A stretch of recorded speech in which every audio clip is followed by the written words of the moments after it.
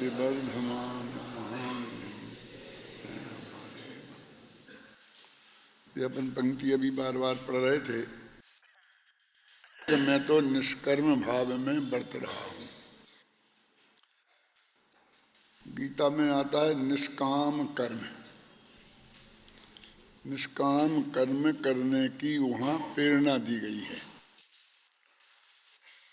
कि बस तुम कामना मत रखो और बस काम करो। बस काम करने का निषेध नहीं है, बल्कि ऐसा स्पष्ट शब्दों में लिखा है कि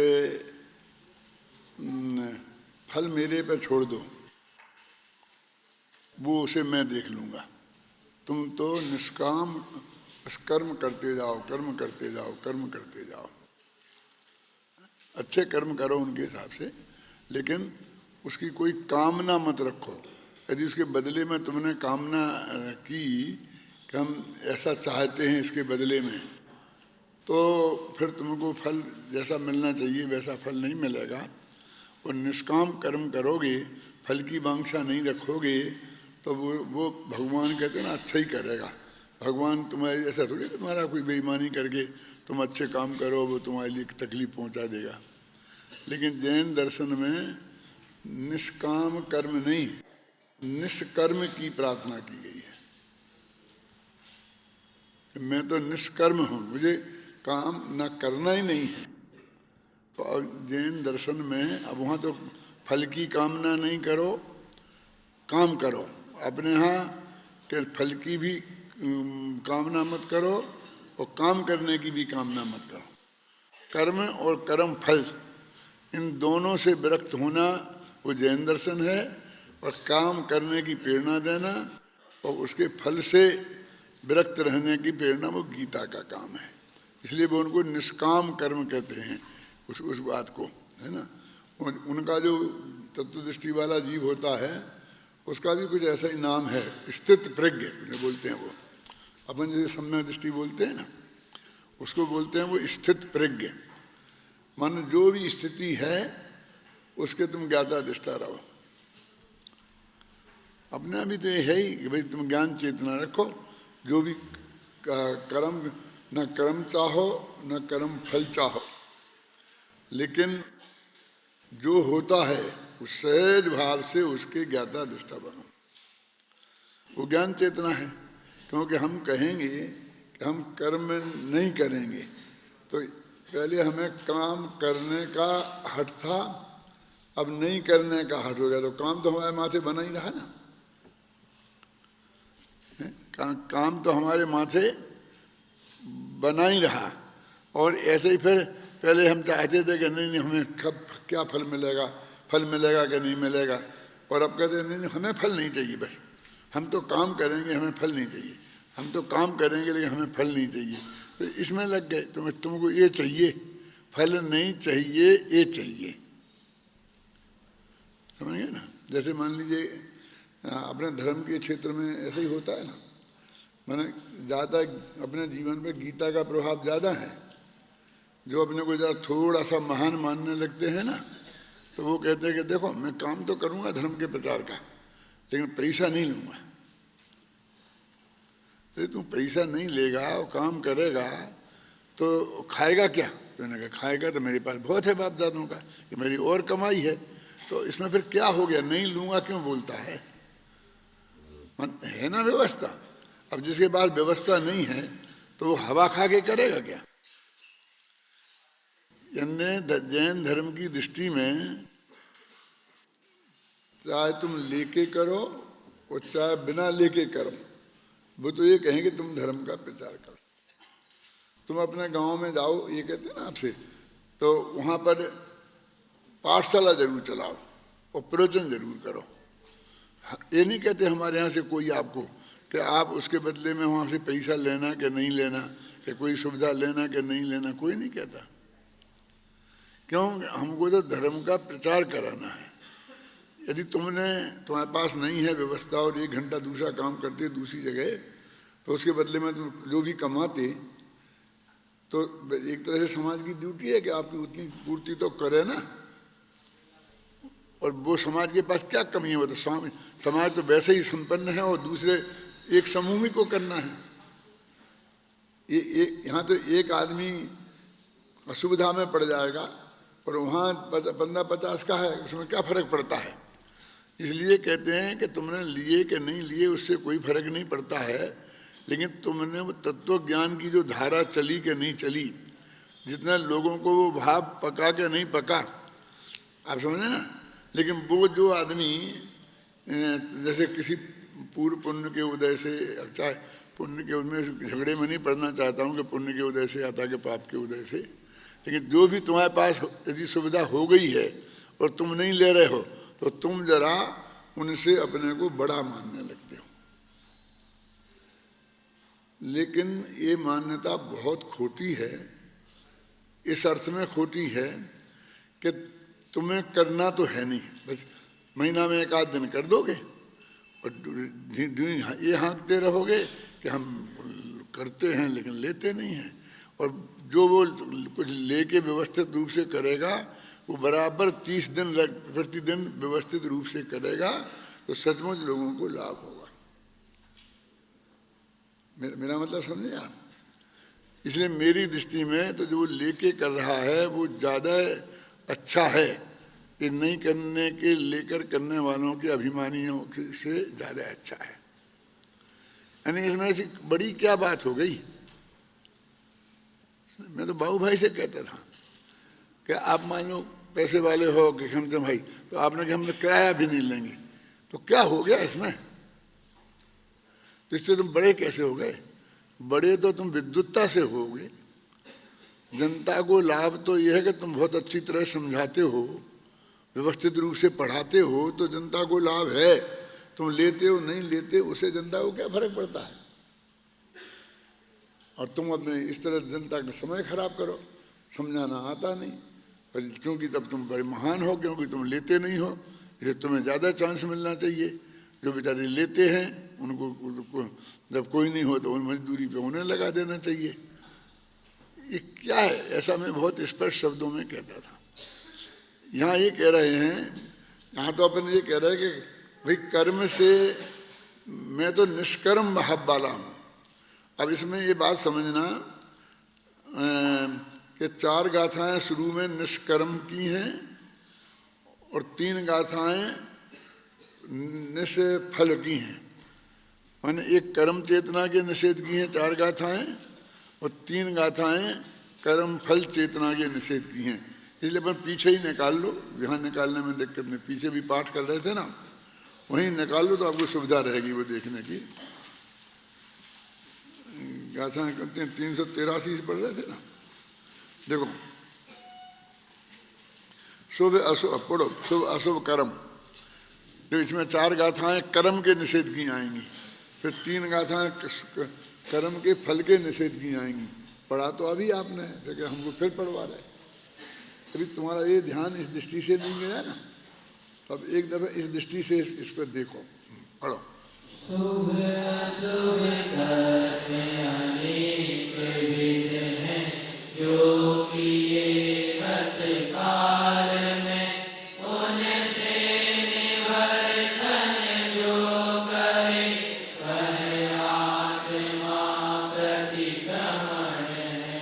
बनेंगे जिस भाव से शुभ अशुभ कर्म भविष्य में, उससे निवर्तन जो करे, वह जीव प्रत्याख्यान है।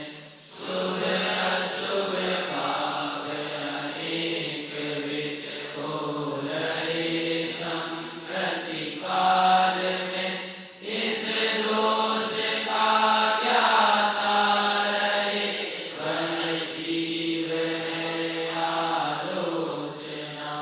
जो करे नित्य प्रतिक्रमण एवं करे नित्य आलोचना, जो करे प्रत्याख्यान नित्य चारित्र है वे आत्मा। अब रुको एक सेकंड, देखो ये जो लिखा ना कि क्या करे प्रत्याख्यान करे, आलोचना करे, प्रतिक्रमण करे, तो किसका? ये कर्म, कर्म का है। कर्म माने ज्ञान वर्णादि कर्म तो आएंगे आगे भी बताएंगे, लेकिन यहाँ तो ये कह रहे काम करने, कर्म माने करने का, जो मैं करता हूँ उसके बारे में है। ऊपर से ही देखा शुभ अशुभ कर्म अनेक विधि जो किए मैंने गत काल में। अब जो शुभ अशुभ कर्म लगाना ये किसकी बात है? शुभ अशुभ कर्म अपना निष्कर्म है ना, माने वहाँ तो अशुभ का निषेध करते हैं और शुभ की कर्म के करने की प्रेरणा देते हैं। अब तो अपने जैन धर्म वाले भी सब ऐसा ही करने लग गए, लेकिन यहाँ तो शुभ और अशुभ भाव दोनों कर्म जो भी मैंने किए उनका मैं प्रतिक्रमण करता हूँ, आलोचना करता हूँ, प्रत्याख्यान करता हूँ, माने उनकी मैं माफ़ी मांगता हूँ, वर्तमान में भी छोड़ना चाहता हूँ, भविष्य में नहीं करने का संकल्प करता हूँ। शुभ को भी शुभ भी आ गया ना, ध्यान गया ना इसमें। यानी मूल गाथा में ये बात कही है कि शुभ अशुभ कर्म अनेक विधि हैं जो किए गत काल में। अब ये शुभ अशुभ कर्म ये चार गाथाएं इन शुभ अशुभ कर्म के बारे में ही हैं।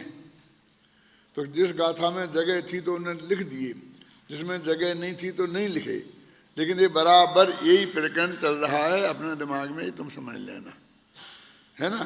एक बात ख्याल में आ गई ना। अब जो गाथाएं चलती हैं इसके बाद में वो कर्म फल की हैं, पढ़ो।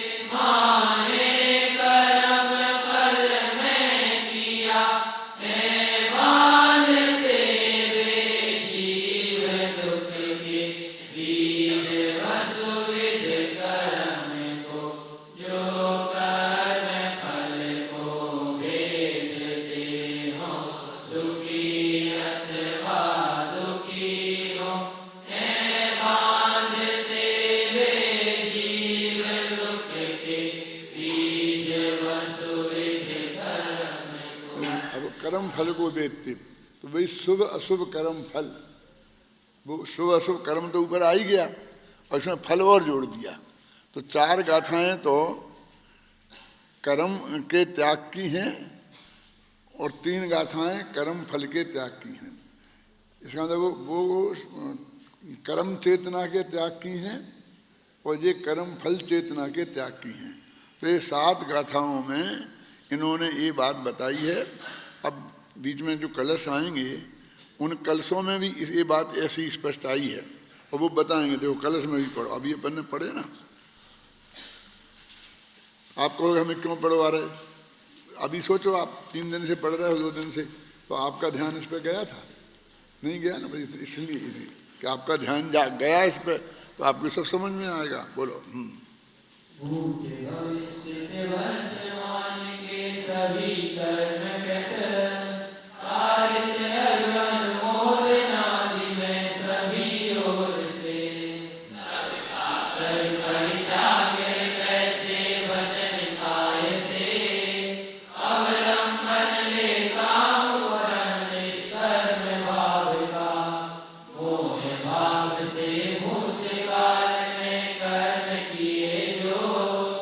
उन सब का ही प्रतिक्रमण करके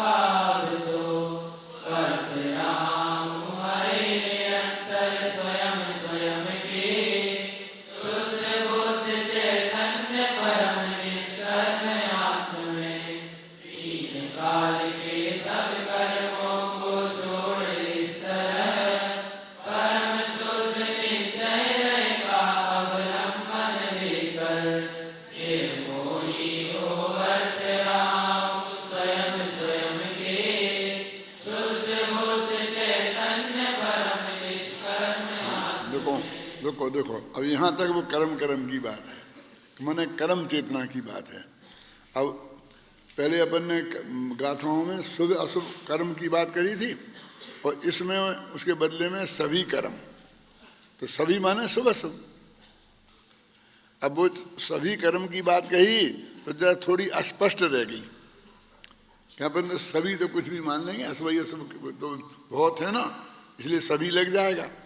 लेकिन जो उन्हीं गाथाओं पर कलश है ना, तो भले ही इसमें सभी लिखा है और वहाँ शुभ अशुभ लिखा, तो मैं शुभ अशुभ सभी कर्म।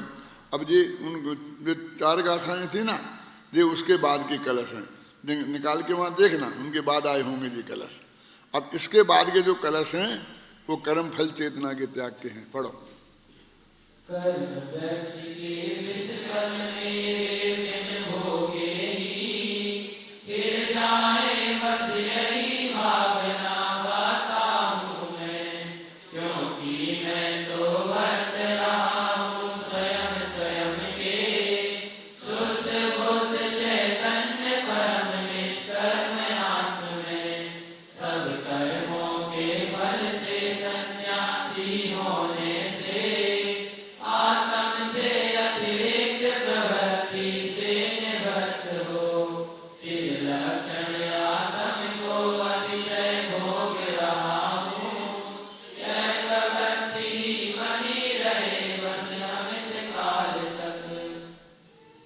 अभी तुम यहाँ रुक गए, क्यों?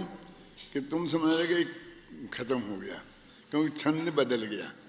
अभी ये 2 छंद और हैं जो ये कर्म फल चेतना के संदर्भ में ही है ना। यदि आप है, देखो पढ़ो उसमें, अभी कहाँ खत्म कहाँ हो गए।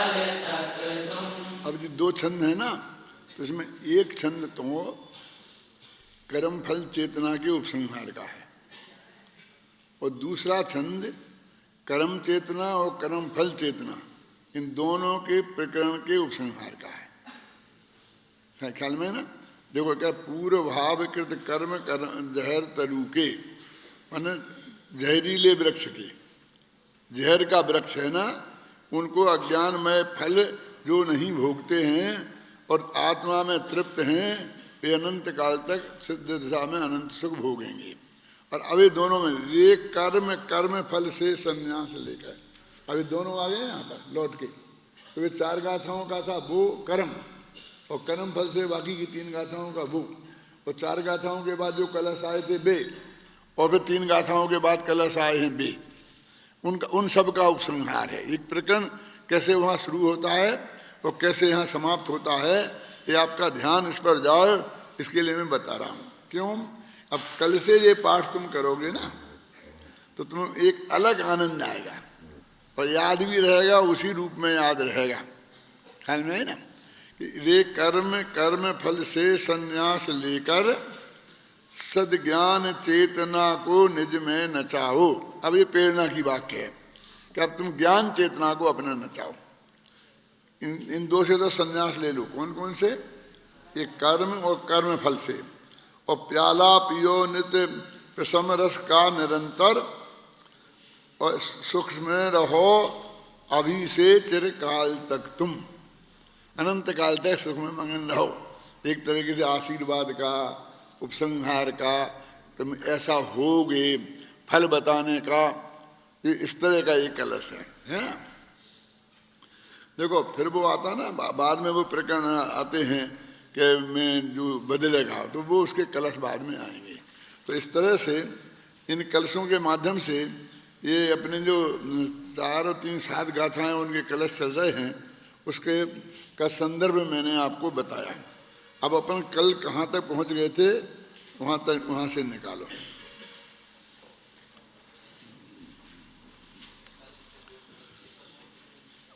कल परसों 47वें पेज पे है ना, 225वां कलश। हाँ, अब देखो ये जब कर्म फल चेतना और कर्म चेतना, तो कर्म चेतना में इनने 49 करके और 3 तरह से निकाले भूत भविष्य वर्तमान के, तो 147 प्रकार से उसकी आलोचना की।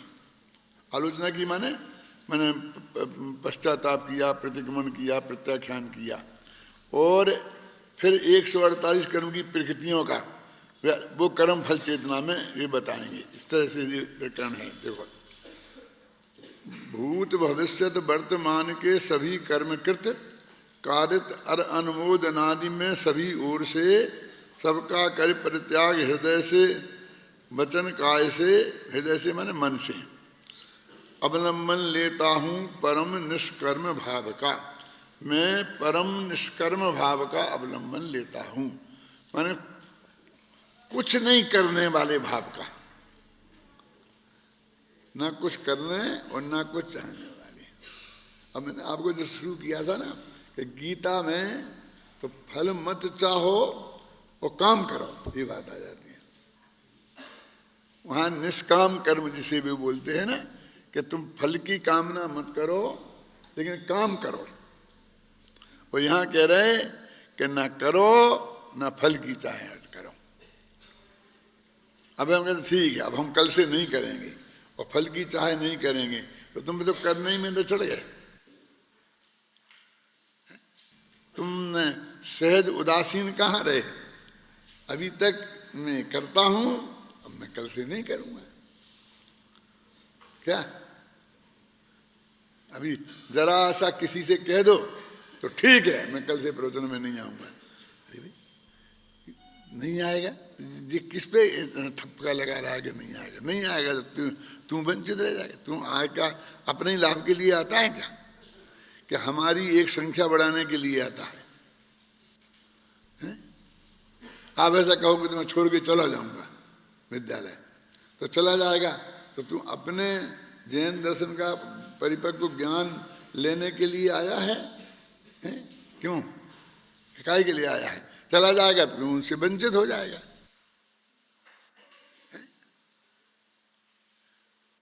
मेरा समझना है ना, वो या तो करना है या नहीं करना है, या फल चाहना है या नहीं चाहना है। तो कहते चाहने और नहीं चाहने के दोनों जो विकल्प हैं, इनसे तू पार हो जा। कुछ मत सोच इस मामले में, ना करने के मामले में ना नहीं करने के मामले में। क्या? क्योंकि एक छोड़ता है तो दूसरे काम को लेके बैठ जाता है। समझेंगे ना? देखो, त्रिकाल के समस्त कर्मों का मन वचन काय कृतकारत अनुमोदना से त्याग करके अब मैं परम नैष्कर्म भाव का अवलंबन लेता हूँ। नैष्कर्म यानी कुछ नहीं करना, इसका भाव तो ये कभी तो करना हुआ और फिर नहीं करना हुआ। और परम निष्कर्म कब? कि न करने और नहीं करने के विकल्प से पाए। ये जैन धर्म का काम है। क्या धर्म है ये? कि हम या तो हम उपवास करेंगे और क्या उपवास हम नहीं करेंगे। आज आप शाम को खाना खाओगे? तुम कहो तो नहीं खाए। नहीं, आप तो खूब खाओ, ठीक है खा लेंगे। अरे भाई तो तुम क्यों पूछ रहे? मैंने जो सहज भाव से हो जाएगा वो हो जाएगा। खाना हो जाएगा तो हम खाने को जान लेंगे, और खाना नहीं होगा तो हम नहीं खाने को जान लेंगे। मेरा मतलब हम अनंत काल तक का सारा प्रोग्राम नक्की करके रखते हैं। तुम अगली साल शिखर जी जाओगे कि नहीं जाओगे? क्या जवाब दें, क्या करें हम, बोलो? कि जाएंगे तो चले जाएंगे, नहीं जाएंगे तो नहीं जाएंगे। तो तुम काय को नक्की करना चाहते हो? कि आप जाओ तो हम भी अपना प्रोग्राम बना लें। तो मतलब ये है कि तुमसे हमने हाँ कही तो फिर हमें हाँ निभाना पड़ेगा, और ना कही तो ना निभाना पड़ेगा। आज से हमें उसके लिए बंधना पड़ेगा ना।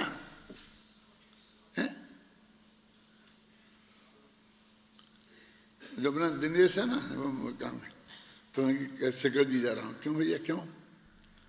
कैसे अभी विकल्प आ गया? नहीं, परिवार के साथ। क्यों कि आपका जो कार्यक्रम मैं टाइप करता हूँ ना, उसमें लिखा था शिखर जी का कार्यक्रम, समझे ना? तो हमने क्या हमने भी बना लिया। अब आप तो जाने रहे, और हमने, अरे हमारा नहीं लिखा था वो, हम तो ये लिखा था कि मिशन के क्या क्या कार्यक्रम हैं अभी एक साल में, हमारे नहीं। क्या माने उसमें हेडिंग लिख दिया, डॉक्टर भारल के संभावित कार्यक्रम। अब तुम्ही ने लिख दिया हेडिंग, हम क्या करें? और फिर संभावित लिखा तो हमने कुछ विकल्प नहीं किया। तो अब आप समझिए ना, ये प्रश्नों इसका जवाब देना कितना कठिन है। देखो मुनिराज जो होते हैं ना, वे कभी ये नहीं कह सकते कि हाँ मैं, उनसे पूछो कल प्रवचन करोगे कि नहीं, तो वे कुछ जवाब नहीं देंगे। अब क्यों? कि तुमने तो इसलिए पूछा है कि जिन्हें इन्हीं से पूछ लो, पता लग जाएगा। और फिर हमारा नहीं विकल्प हुआ, नहीं गए हम, कोई कारणवश नहीं गए, तो तुम कहोगे हम तो साहब वहाँ पहुँच गए, क्योंकि आप प्रवचन करने वाले थे इसलिए। क्यों? और फिर आपने मना कर दी तो हम तो नहीं गए। अब आपको लोग मना के ले गए तो आप चले गए। तो हम क्या कहें कि वे आएंगे, मनाएंगे तो जाएंगे, नहीं मनाएंगे तो नहीं। हम क्या जवाब दें, बोलो आपको? यानी वो 1 मिनट का भी आगे का कार्यक्रम क्यों नहीं बनाते हैं, क्यों नहीं बताते हैं?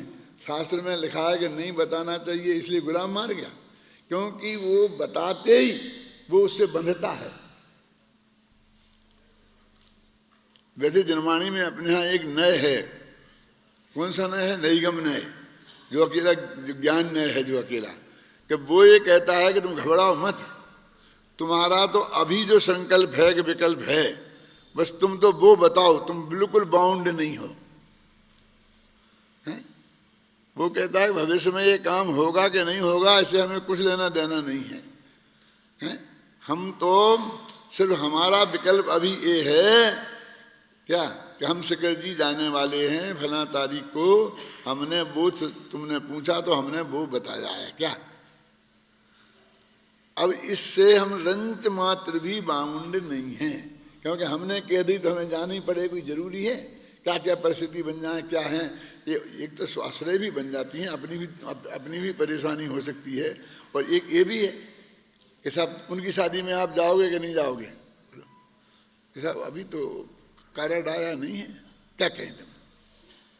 अच्छा जब कार्ड आएगा तो जाओगे कि नहीं? अरे भैया आने तो दो, तो सोचेंगे। अब ये छोटी छोटी बातें लगती हैं आपको, लेकिन ये सब धर्म की बातें हैं, धर्म है जी असली। माने हम बिल्कुल आज़ाद हैं, हम किसी से रंच मात्र भी कहीं भी बंधना नहीं चाहते, इसके लिए हैं ये बातें। बात तो यहाँ तक की है कि आप यदि ऐसा प्रश्न करते हैं सारी दुनिया को, तो हम रोक नहीं सकते। तो हमारे किसी से भी एक्शन से और आप डिसीजन कर सकते कि हाँ भी तो जाएंगे कि नहीं जाएंगे। तो वास्तव में हमारा ऐसी वृत्ति होनी चाहिए और प्रवृत्ति भी कि आप कोई डिसीजन ही नहीं कर पाए कि हमारा भी क्या विकल्प चल रहा है। आप समझ में आए ना परमानंद? यानी हमारा जैसे हम पत्थर के बने हों और आपने देखा कि हमने इतनी बातें करी और इसके चेहरे पे कोई भाव ही नहीं आया, क्योंकि हम ऐसी बातें कर करके और उसके भाव को समझना चाहते हैं, तो वो कोई भाव आवे ही नहीं उसके चेहरे पे, ऐसा होना चाहिए। लेकिन वो बुद्धिपूर्वक करने की बात नहीं है, हमारे डिसीजन ही नहीं है, तो कैसे आएगा वो भाव? हम आकुलित हो रहे हैं तुम्हारे प्रश्न से, तो वो कुछ ना कुछ आएगा भाव, नहीं हो तो हम झल्ला पड़ेंगे। क्यों माथा खाते हो? जाए तो जाए, नहीं जाए तो क्या मतलब है? अपना काम करो, झल्ला जाएंगे। कि हम पे कहते हैं कुछ हम पे रिएक्शन ही नहीं हो, जैसे पत्थर की मूर्ति हो, जो अपने कहते हैं ना मुनिराज ध्यान कर रहे हैं जंगल में बैठे बैठे, जैसे पत्थर की हिरण खाद खोजाते ऊपर पत्थर की मूर्ति हो, बस ऐसे ऐसे होना चाहिए हमारे लिए। उसका नाम है निष्कर्म भाव। मैं ये निष्कर्म भाव का अर्थ समझा रहा हूं कि हम भूत भविष्य वर्तमान के किसी भी काम से बिल्कुल भी हमारे चित्त में इन्वॉल्व नहीं होना चाहिए। क्या? मैंने एक दफे सुनाया था, किसी आदमी से पूछा, वे आजकल के पत्रकार लोग थोड़ी बड़ी उम्र हो जाए ना तो वे पूछेंगे साहब इंटरव्यू लेना है आपका, ऐसा है वैसा वैसा है, फिर कहेंगे साहब आपकी अभी तक इतनी लंबी उम्र पाने का, इतना जिंदा रहने का, अभी तक जिंदा रहने का क्या रहस्य है? ऐसे बेवकूफ के प्रश्न पूछते हैं, क्या जवाब दें? हम माथी बसल पड़े, काय के सल पड़े, दे दो ना जो बात है, जो बात है बता दो। क्या क्या क्या अभी जिंदा होने का क्या कहानी? कि मरे नहीं इसलिए जिंदा है, मर जाते थे मर जाते। अच्छा साहब कब मरोगे? आप कब बनना चाहते हो? अरे क्यों इन बेवकूफी बातों में पढ़ने से क्या प्रयोजन है? मेरी समझ में नहीं आता है। जो परिणाम जब जैसा होगा हो जाएगा, हम उसमें क्या करने वाले हैं? समझिए ना, हम अनंत काल तक के परिणामों के अभी मालिक हैं। यदि आप उसके ज्ञाता दृष्टा, मैंने सचमुच तुम्हें केवल ज्ञान जैसे ज्ञान है कोई और तुम उसे जान सकते हो तो हम आज जान लेते। नहीं जान सकते तो हमें क्या बिगड़ता है? नहीं जाना, नहीं हमारे ज्ञान जानने में नहीं आ रहा, ये जान लिया। कोई बात आपसे पूछा, साहब आपसे पूछेंगे बहुत प्रश्न पूछेंगे, वो बहुत तो पूछें दो ना बहुत प्रश्न। नहीं वो फंसाएंगे साहब, कैसे कैसे फंसा लेंगे? पूछेंगे तो हमसे जवाब तो हम देंगे ना, क्यों? नहीं साहब वो ऐसा फंसा लेते हैं कि ये जवाब दो तो इधर कुआं, इधर जवाब दो तो खाई। ऐसा कैसे होगा? और ऐसा दिखाएगा तो नहीं देंगे जवाब, चुप रहेंगे, हमें क्या फर्क पड़ना है?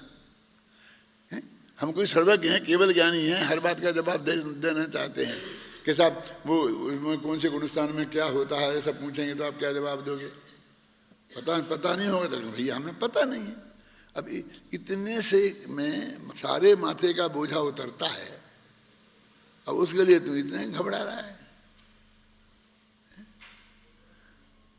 इतना ही तो कहना है ना कि भाई के हमें नहीं मालूम है, हमारे ज्ञान में नहीं आया, क्योंकि ऐसे हम कोई केवल ज्ञानी तो है नहीं। और केवल ज्ञानी के कौन से ठेका है?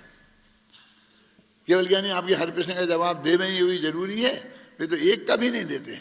दिव्य ध्वनि सहजी भाव से खिड़ती है जो खिड़ती है, ये किसी के प्रश्न का जवाब थोड़ी देते हैं। वो 60,000 प्रकार के प्रश्न होते हैं, वो तो प्रश्न के जवाब ऐसे ऐसे प्रश्न हों तो उनके जवाब सहज ही आ जाते हैं, ऐसी बात है। कोई प्रश्नोत्तर बातचीत नहीं होती, कोई तर्क नहीं होती, कोई व्यवस्था नहीं होती। मौन का ये अर्थ है। यदि किसी भी विधि से हमसे उसमें प्रश्न या उत्तर निकलता है तो मौन भंग हो गया। क्यों? सामने वाले ने कहा कि भाई ये मैं परस दूं, तो क्या कहाँ मौन है? कहाँ मौन है? तो क्या करे बेचारे की, सामने वाले की तो भी परेशानी है, काय की परेशानी है? वो बेचारा लाएगा, जो भी परोसना होगा उसे हाथ में मुनिराज के, तो बस वो आएगा, उन्हें लेना होगा तो ले लेंगे, नहीं ऐसा कर देंगे, तो खत्म होगी। कहाँ इसमें कहाँ है? इसमें हाना कहने की क्या बात है? मेरा मतलब ये है कि उन्हें बिल्कुल भी माथे पे बोझा नहीं होना, उसका नाम है निष्कर्म भाव से। हम ऐसा करेंगे तो फल मिलेगा कि नहीं मिलेगा, फल मिलेगा कि नहीं मिलेगा, फल मिलेगा। अरे भाई, जो भी जगत में होता है काम, जो जिसका जो फल है वो फल होता ही है, उसमें ये पूछने की क्या बात है? जो फल है वो मिलेगा, जो फल होता है। कि तुमने खूब फल की कामना करके ये काम किया तो इसका फल तुम्हें पाप बंधना है, पुण्य बंधना नहीं है, वो फल मिलेगा ना। कौन कहता फल नहीं मिलेगा? कि जरूर मिलेगा, जरूर मिलेगा, तो मिलेगा ना, पक्की बात है। अरे मेरी तरफ से गारंटी है क्या? गारंटी तो वस्तु स्वरूप की तरफ से है। तो इसको इतनी तीव्र आकुलता है ना, तीव्र जिज्ञासा वो है कि मिलेगा क्या नहीं, मिलेगा क्या नहीं। ऐसे लोगों को जैसा फल मिलता है वैसे ही मिलेगा। और तुझे मिल रहा है ना फल, आकुलता को अभी तुम भोग रहा है ना। तो वो कहते देखो, अब वो पहले कर्म बता रहा हूं मैं, अपने कर लिया ना कर्म चेतना और कर्म फल चेतना। अब कर्म चेतना को 147 प्रकार से वो घटा रहे हैं, इतने विकल्प खड़े कर रहे हैं। वो नचा रहे, वो इसको नचाना बोलते हैं वो, कि इससे इस भेद विज्ञान की भावना को तुम नचाओ। तो कैसे नचाओ? कि मन से नचाओ, वचन से नचाओ, काय से नचाओ, खुद नाचो, फिर दूसरे से नचवाओ, और कोई नाच रहा हो तो उसकी अनुमोदना करो। तो तीन हो गए। तो फिर इनको जोड़ो तो 3 तरह का 9 हो जाएंगे।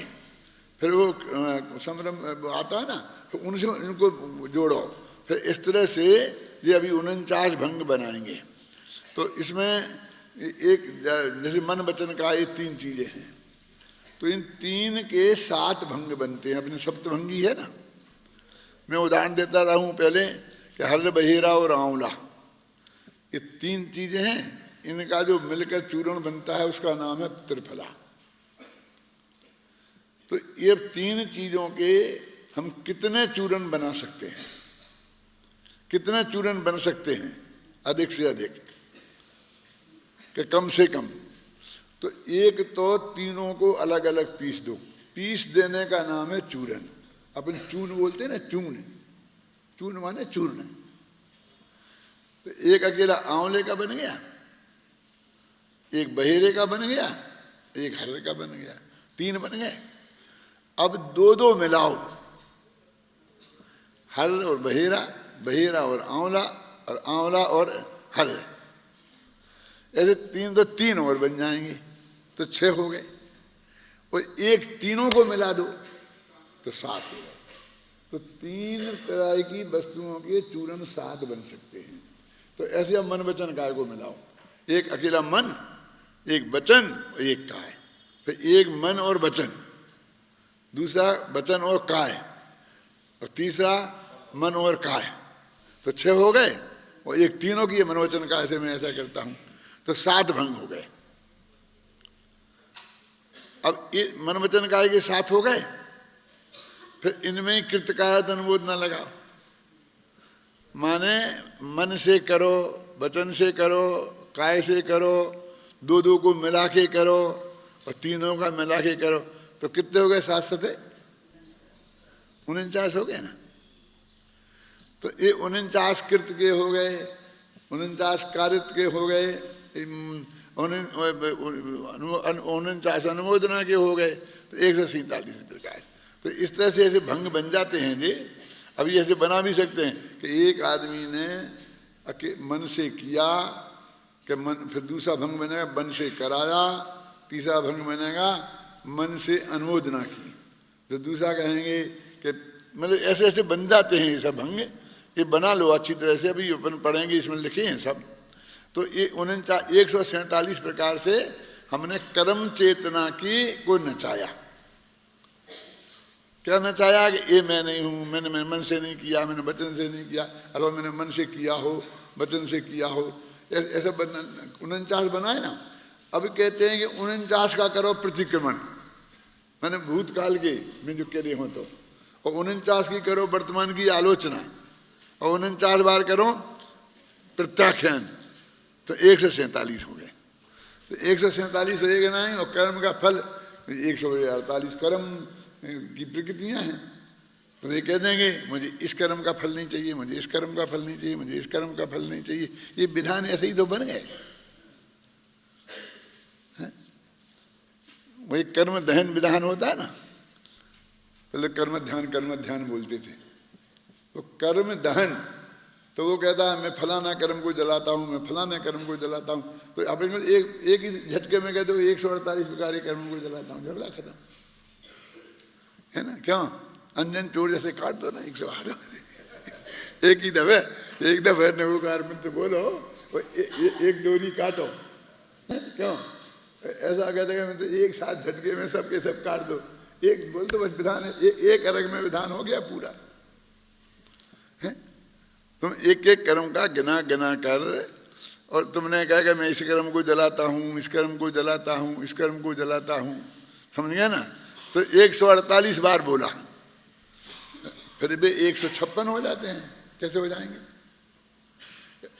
अकेले एक दफे ज्ञानावरणी कर्म का बोलो, और फिर ज्ञानावरणी की 5 प्रकृतियां, दशनावरणी का बोलो, दशनावरणी की 9 प्रकृतियां, तो 148 प्रकृतियां हो जाएंगी और 8 कर्म हो जाएंगे, 156 रखोगे, बस बढ़िया है, बनाते जाओ। अब क्या लिखना है? फिर फलाने कर्म को जलाता हूँ, फलाने कर्म को जलाता हूँ। अब तो हमने कहा, हमने अन्य चोर जैसा एक झटके में काट दिया कि सब कर्म नहीं चाहिए, हमें निष्कर्म भाव चाहिए। आप समझिए ना, निष्कर्म भाव चाहिए, हमको नहीं चाहिए, कोई कर्म पसंद नहीं है, हैं? तो हमारा अच्छा कि तुम्हारा, कि तुमने उनमें एक एक गिनाया जिसमें ये भी बोला था कि मैं तीर्थंकर नामक नाम कर्म से निष्कर्म होता हूँ, बोला था ना, कि उस तीर्थंकर प्रकृति दहना या अर्घम बोला था तुमने, है ना। तो भी तीर्थंकर प्रकृति त्यागने लायक है, ये तुम्हारी समझ में नहीं आया था, और हमने 148 में सभी कहा, और हमारी समझ में वो सब आ गई कि शुभ अशुभ, तो हमारा विधान सफल हो गया, तुम्हारा रह गया, बस खत्म। ऐसे बने हैं सब विधान। देखो 3-4 तरह के विधान हैं बस, और उनके बनने की तो तरकीब है। जैसे अब ये कर्म दहन बना, फिर वो मालूम बनेगी, कौन बने कि 2.5 दीप विधान, तो 2.5 दीप में जितने कीर्तन चैत्यालय हैं तो उनको चढ़ाते जाओ, सुमेर पर्वत की इस दिशा में, उस दिशा में, इस दिशा में, नीचे ऊपर फलाने एक एक गिनाते जाओ, तो भी हो गए। फिर दूसरा बनाओ 13 दीप विधान, तो 2.5 दीप के बाद जो कीर्तन चैत्यालय हैं वे और जोड़ दो उसी में, तो 13 दीप का हो जाएगा। क्यों? फिर 3 लोक मंडल विधान, ये क्या है परमाधाम, कि ये जो ऊर्ध्वलोक में भी है और नरक में भी है, नीचे भवनवासियों के जो भवन है ना, उनमें भी मंदिर हैं अकीर्तन चैत्यालय, तो उनको जोड़ दो, तो 3 लोक विधान हो जाएगा। तो उसमें क्या है? अब तुम्हें पता होना चाहिए कि वे कहाँ कहाँ हैं, हैं? अब तुमने 3 लोक मंडल विधान किया, 10-20 दिन खराब करे, बड़ा ना सार्थक करे, हैं? और हमने ये कहते हैं जितने कृत्यम अकृत्यम चैत्यालय हैं उन सबको अर्घम निर्माम दी स्वाहा, हैं? तो हमारा तुम्हारे से बड़ा विधान हो गया। कैसे बड़ा हो गया बताओ भाई, तुम बताओगे रमेश, बोलो बड़ा कैसे हो गया? कि तुमने तो अकीर्तम चैत्यालयों की पूजा करी है, हमने तो कृत्यम और अकीर्तम दोनों की करी ना, लिखा ना, कृत्या कृत्यम चारु चित्त निलयान, समझ नहीं क्या क्या है, क्या है ये? एक कृत्रिम और अकृत्रिम, जो अकीर्तम चैत्यालय हैं वे, और जो हमने ये बनाए हैं टोडा माने स्मारक में बनाया, यहाँ बनाया, वहाँ बनाया, ये सब, वो जो चारु माने सुंदर, चैत्यालय माने चैत्य माने दिन मूर्ति, उनके भवन, कृत्या कृत्यम चारु चैत्य निलयान। अब ये पढ़ा तुमने कितनी दफे पढ़ा? ये अर्थ सोचा कभी? नहीं सोचते। हम क्या करें, नहीं सोचते तो ऐसा तो है नहीं, नहीं वो बहुत बड़ी बात थी जो हमने कहीं बड़ी गजब निकाल दी है। अभेद से, भेद से, तो ऐसे भी सामयिक होता है, एक झटके में भी होती है और उनको कई हिस्सों में भी बांट सकते हैं। समझ में है ना, ये कोई बात नहीं है। मेरे हम कहते हैं रोज ही नहीं हमें पूजा कर लेते हैं। आपने जनवाणी वगैरह में छपी हुई देखी होगी कि एक 5 तरह की पूजा बताई है वहाँ, कि नित्यमय, आष्टान्निक, ऐसे है ना। और फिर ये कभी सोचा ये क्या है? नित्य करने योग्य, ठीक है ना। अब नित्य नियम पूजन में क्या है नित्य के? तो सबसे पहले देवशास्त्र गुरु पूजन, यही लिखी ना, क्यों? अब वो कहते हैं कि जगत में जितने भी पूजन करने योग्य हैं वे सब इसमें आ गए। देव में अरहंत सिद्ध आ गए, गुरु में आचार्य उपाध्याय साधु आ गए, तो पंच परमेष्ठी आ गए हैं, और साथ में जनवाणी आ गई। बस खत्म। बोलो क्या है वो पूजन है? जगत में कुछ बचा ही नहीं। एक आपने एक देवशास्त्र गुरु पूजन की तो उसमें सब आ गया, बस नित्य नियम पूजन हो गई। ऐसा नहीं कि हमने कुछ छोड़ दिया है, हमने संक्षेप में सारी पूजने कर ली। अब धीरे धीरे हमारे दिमाग में कीड़ा उलझा, सिद्ध पूजन तो रहेगी,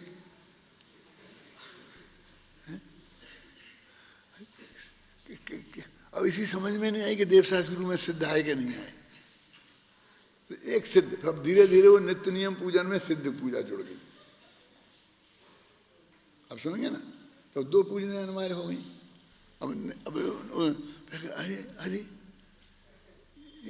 वर्तमान 20 तीर्थंकर तो रह ही गए हैं, तो चलो ये भी जोड़ लो, एक 20 तीर्थंकर की पूजन अलग हो जोड़ दो। अरे भाई अरहंत है ना सब, तो देवशास्त्र गुरु में अरहंत में देव नहीं है, वे आ गए ना। अब हमने वो भी जोड़ दिए। फिर हमने उनकी मूर्ति के नाम पर कीर्तन चैत्यालय के पूजन नहीं कर सकते हैं तो अलग जोड़ लिए। आप समझिए ना, ऐसे कर करके हमने और उसको इतनी लंबी बना दी कि अब 1 घंटे आधा घंटे की पूजन थी वो 2-3 घंटे की हो गई। फिर हर एक गांव वाले ने जोड़ी कि हमारे यहाँ श्री मंदिर जी विराजमान है तो श्री मंदिर की चाहिए, एक जुग मंदिर विराजमान है तो जुग मंदिर की चाहिए, एक पार्श्वनाथ विराजमान है तो पार्श्वनाथ का चाहिए। नहीं तो अलग तो कहते नहीं, नहीं अब इतना तो करो बेचारों को, पूजा नहीं करे तो अर्घ ही लगा दो। क्यों? तो जितनी मूर्तियां हो गई हैं उतने भगवान उतने अलग उसमें वे जुड़ गए। लेकिन वे सब आ गए ना उसमें कीर्तम चैत्यालय में। अपने कीर्तम चैत्यालय को अर्घ चढ़ाया तो वे सब आ गए ना। ऐसे हमने जोड़ जोड़ करके और वे फिर उसके लंबाते गए। अब देखिए अज्ञान की सीमा का हद बताता हूं मैं। हमारे एक मित्र थे,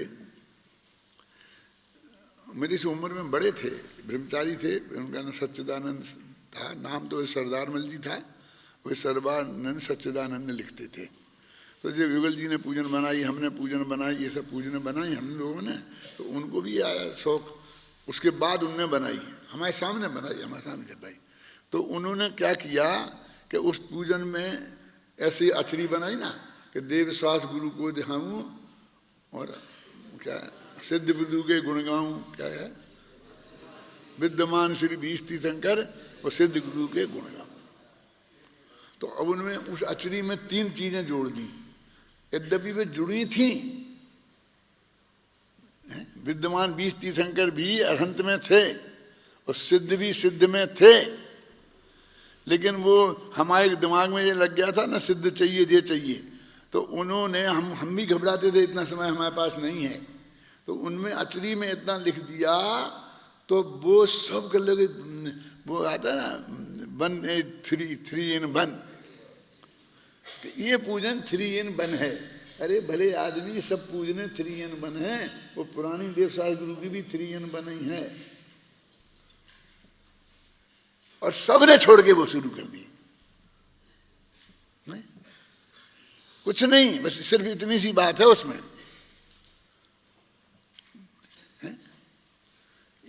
आप समझे ना, नामदेव सास गुरु पूजन नहीं रखा और सिद्ध प्रभु के गुण गाऊं इतनी सी अचरी के लिए। अब उन पूजन के छंद में वो भी बहुत अच्छे आध्यात्मिक बनाए हैं, लेकिन तो भी युगल जी की पूजन से और दूसरी पूजनों से तुलना करो तो वे कहीं खड़े नहीं होते हैं। जयमाला में जो इतनी लंबी बातें कही हैं वो कुछ नहीं, छोटी सी जयमाला तो लोगों को पसंद है क्योंकि आधा समय लगता है और 3 पूजनें एक साथ हो जाती हैं कि साथ काम निपट जाता है। तो चलने के लिए हमसे हंसते थे, हमारे सामने मजाक उड़ाते थे, गए ना बैठे रह गए क्या त्रियन बन चली। फिर लोगों के दिमाग में आया कि सब पंच परमेश्वरी पूजन तो करी नहीं। अरे देव सास गुरु ये पंच परमेश्वरी पूजन ही है? तो पवैया जी ने पंच परमेश्वरी के नाम से बना दी, तो फिर वो धड़ाधड़ चलने के लिए क्यों? असमझ? मेरा मतलब ये है कि ये सब ज्ञान की नहीं अज्ञान की महिमा है।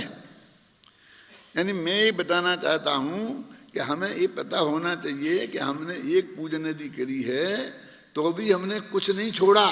जिनकी पूजन करना चाहिए थी वो सब पूज्यों को पूजन हो गई। अब वो अलग बात है कि कभी विस्तार से करते हैं, कभी संक्षेप में करते हैं, कभी हम ऐसा कह सकते हैं कि 148 प्रकृतियां गिना गिना करके ये त्यागने योग है, ये त्यागने योग है, ये त्यागने योग है, ये त्यागने योग है। कभी हम 8 में गिना के दे, 11 वर्ण त्याग, 10 वर्ण त्याग, ऐसे कह सकते। कभी कर्म कर सकते बंदी, कर्म संन्यास आ गया बंदी, ये कर्म फल त्याग, बस खत्म हो गया। अब कर्म के फल में 4 गतियां हैं, हम 4 गतियों का त्याग करते हैं तो देव गति का भी त्याग हो गया, मनुष्य गति का भी त्याग हो गया। हमें कोई के साहब कहाँ जाना है, जहाँ जाना हो वैसा कर्म करो। अरे इस संसार में हमें रहना ही नहीं है। ये तुम्हारे जो कर्म करने से जहाँ जहाँ जाते हैं वहाँ हमें रहना ही नहीं है। हमें तो अपने में जाना है कि मोक्ष में जाना है, समझ लो आप। क्यों? तो हम क्यों करें? तो ये उस निष्कर्म भाव की बात है कि तुम निष्कर्म भाव को अपनाओ। क्या ठीक है, कल से हम लोगों को ये समझाएंगे कि नहीं करना, नहीं करना सब। लेकिन तुम समझ के शांत नहीं रह सकते हो। तुम समझ के शांत नहीं रह सकते हो। मेरे कहने का मतलब ये है कि हम विवेक से उस बात को हमारे दिमाग में नहीं आती। तो ये कल्पना करो कि पहले जो देवसास गुरु पूजन थी, युगल जी को ये विकल्प आया कि भाई इसमें तो द्रव्यों की महिमा ज़्यादा है, भगवान की तो कम है। तो उन्होंने एक भगवान की महिमा वाली बनाई, तो वो तो उनकी एक आवश्यकता की से बनाई ना कि ये चीज़ होनी चाहिए और ये नहीं है इसमें। फिर उसी की लाइन पर 10 ने ठोक दी। उन्हें कुछ पता नहीं है, बस उन्होंने लिखा कि पर पुद्गल का भक्षण करके ये भूख मिटाना चाहिए थी। तो उन्होंने जरा शब्दों में बदला बदली करके और फिर वही भूख मिटाने के लिए वो पुद्गल खाने को फिर बिल्कुल वैसी की वैसी 2 शब्दों की वहाँ फेर फार करके और खड़ी कर दी। मेरे कहने का आशय ये है कि इस निष्कर्म भाव को अभी आप समझ लें तो रोजीना 2 मिनट में प्रत्याख्यान हो सकता है। अब हमको बचा के क्या करना समय का? जब हम मुनि हो गए, साधु हो गए, हम सब गृहस्थ बैठ गए, हमें 8 घंटा इसमें लगाना है, तो फिर हम डिटेल से ही करेंगे ना। हम काय को कंजूसी करेंगे कि सबको एक साथ निपटा दें। फिर हम वो करेंगे तो यार देखो अभी पढ़ता हूँ मैं, जो मैंने आपको पोला वो है वो सब लगभग लिखा है इसमें।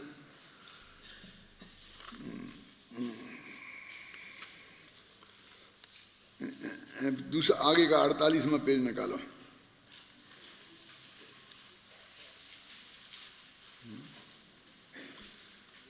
तीनों कालों के दुष्कृतों के त्याग की भावना मन वचन काय और कृतकारित अनुमोदना पूर्वक की जाती है।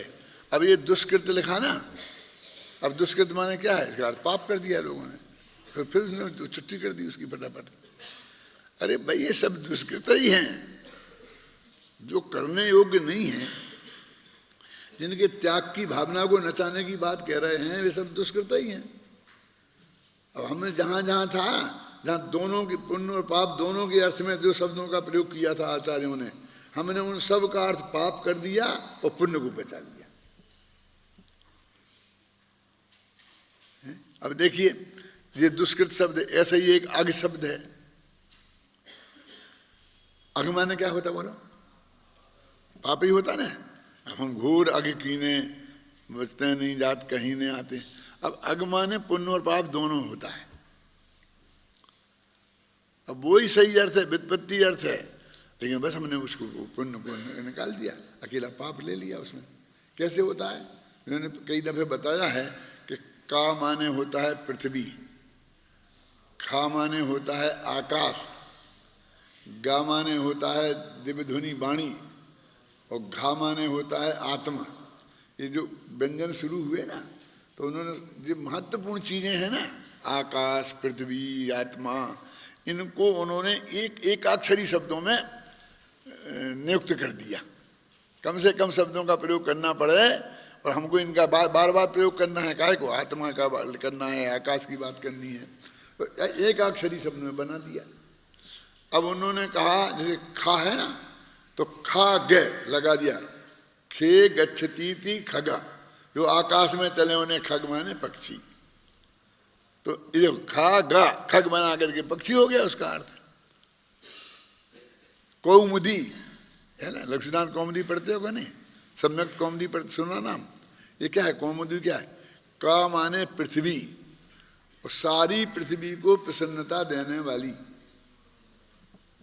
कौमुदी चांदनी को बोलते हैं, चंद्रमा की चांदनी सबको खुश कर देती है, समझे ना? तो ऐसे ही घा माने आत्मा, और अघ माने जहां आत्मा की आराधना नहीं है वो सब अघ है। घा माने आत्मा नहीं है, अब चाहे तुम पुण्य करो और चाहे पाप करो, दूसरों का चाहे भला करो चाहे बुरा करो, अपना तुमने कुछ नहीं किया। तो चलो दूसरों का तो किया, अरे एक तरफ दूसरे का कर ही नहीं सकता है, जो बिल्कुल हो ही नहीं सकता है वो किया तुमने। वो क्या कहता? किया समझाने के लिए कहा था ना कि आप अपना कुछ नहीं किया, आज तक जो कुछ किया पर का ही किया। अरे पर के करने का तुमने विकल्प किया कुछ नहीं है। तो ऐसे इन शब्दों का जब तक हम गहराई से मर्म नहीं समझेंगे, तो अध्यात्म की बड़ी से बड़ी बात आएगी हमारे सामने, तो भी हम उसको कुछ समझ नहीं पाएंगे। इसलिए हमें बहुत गंभीरता से इसको पढ़ना चाहिए। अभी जो मैंने आपको तरकीब बताई है ना, एक दफ़े ऐसा करना कि तुम इनको आगे से पढ़ के आना, कम से कम 8-10 पेज 15 पेज, तो मेरी मेहनत थोड़ी कम हो जाएगी। मैं ज़्यादा समय इसमें लगाना नहीं चाहता हूँ और आगे बढ़ना चाहता हूँ। अब ये सब 7 गाथाओं का मामला चल रहा है, ख्याल में आई ना? अभी बहुत विस्तार से आने वाला है इसमें, फिर उसके बाद में हम आगे बढ़ेंगे। ये सब देखो ऐसा है ना, ये सारे पेज पढ़ के आना है तुम्हें, मैं यही समझा रहा हूँ। ये सब बोल रहा हूँ ना, देखो ये सब ये जितने ये मंत्र लिखे हैं ना, ये 1 सेकंड में तुम्हें याद हो सकते हैं, मुझे हो गए समझ में। कैसे बनाए जाते हैं, कैसे बनाना, समझ गए ना? ये लिखे, ये पढ़ने के लिए अपना बाकी याद करेंगे।